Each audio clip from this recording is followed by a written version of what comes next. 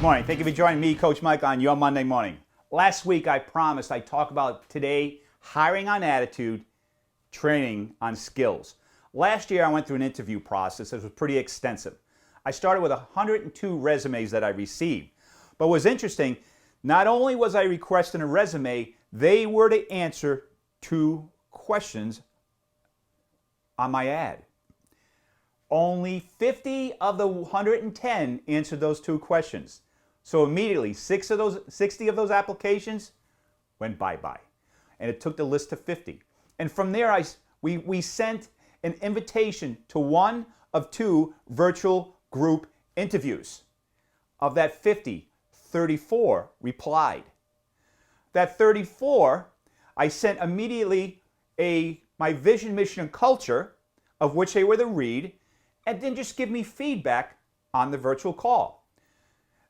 22 people showed up to those virtual calls. And as they gave me feedback on my vision, mission, and culture about my brand and where the company's going in the organization, what's most important to us to serve our clients, I was able to gauge them on how or whether or not they aligned with my vision. And from there, we scaled that list down. And then what was remaining from that list, they all took an assessment. Some of those folks didn't take the assessment. That whittled the list down more. And once we really got to the core few, then I sent 17 questions, of which they are to answer. I actually have it take those 17 from a list of 28, and also 15 areas of where they need to rate themselves on a scale of 1 to 10. 10 they're a rock star, 1 they're not. Send that to me, and then myself and my coach, we review that. That gives them a chance to really dig deep and answer some tough questions. Questions like, when were you in a tough situation that you had to shine in your organization? When have you ever gone above and beyond the call of duty? Where did you show and exhibit great listening and communication skills?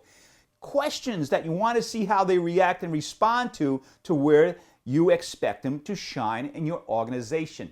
And then from there, we eventually chose the 2 parties to hire.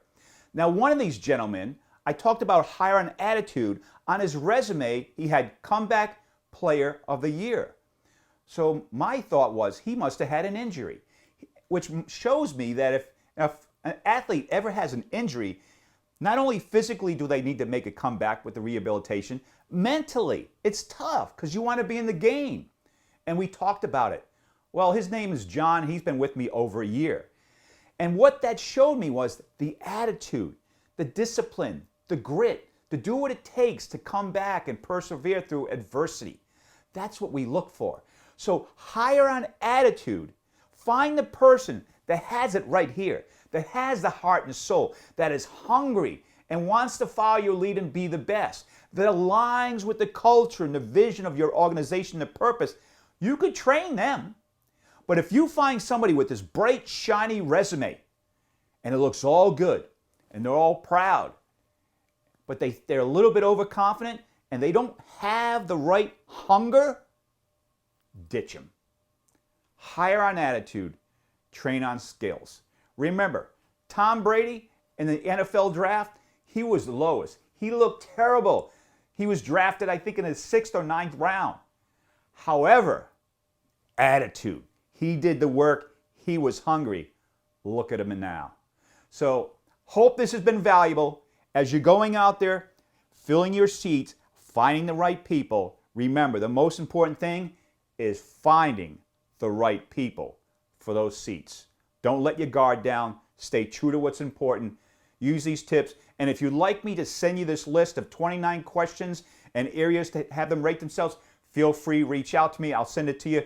It's very handy tool in getting them to do the work so you can see who they are and make the right decision.